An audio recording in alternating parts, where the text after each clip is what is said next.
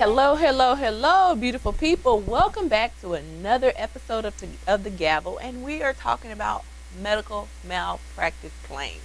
As you know, the Gavel is a place wherein we discuss different injury case types in plain and simple terms so that anyone out here can understand what they need in order to prove their case.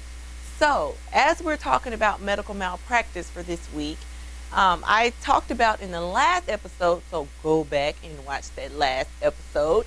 In this particular episode, we are talking about one simple question. Well, when do I have to file this Chapter 74 report?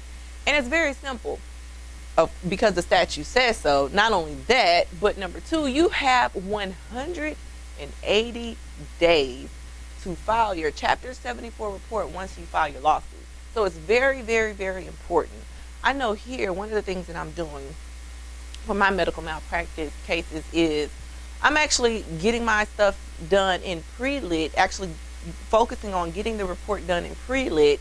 So if we can't work something out in pre-lit with my demand letter and all that good jazz, then once we file suit, we can file it and get it done.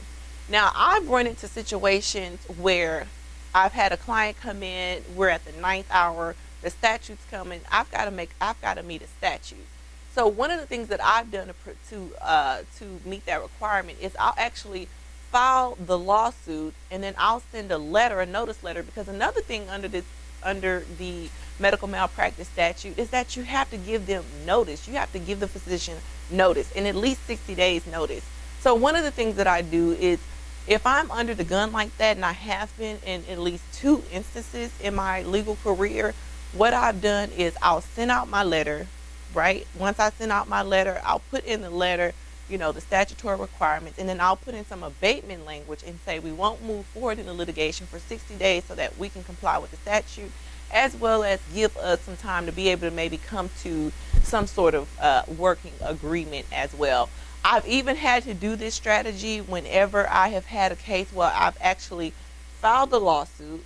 Once I file the lawsuit, then for whatever reason, I get additional medical records, and the records are so voluminous. And then once I have my consulting expert and my legal nurse consultant actually go through all of these records, and then they're like, wait, we see another tortfeasor out here. And so in that situation, I'll join the tortfeasor. Once I join the tortfeasor, I'll again send them notice, and I'll put in their letter, hey, we're abating for 60 days to allow us to work it out, and at the same time to comply with the statute. So that's just some simple strategies that you can do if you're running against the statute. You've got your job to do as the lawyer. And for the clients out there or non-lawyers out there who are listening to this episode, do help your lawyer. Give us all of the medical records.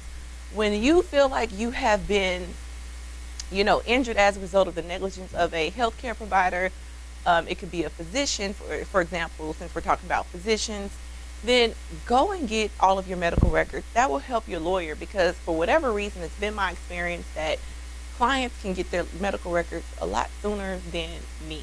So come into the lawyer's office, have all your medical records, so that way the lawyer can then have their expert review it to see if there is you do have a plausible case. That's my time for today. I thank you all so much for watching this episode of The Gavel, and let's tune into the next episode. I'll be discussing more medical malpractice. Thank you.